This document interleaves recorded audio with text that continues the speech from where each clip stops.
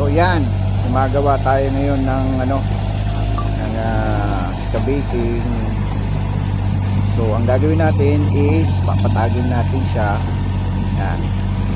Pagkatapos natin patagin, kukuha naman tayo ng panambak doon sa may bandang taas. So yan ang ating gagawin for today. So tuloy-tuloy lang as of today. Yan, malapit na tayo, malapit na natin ma-reach yan.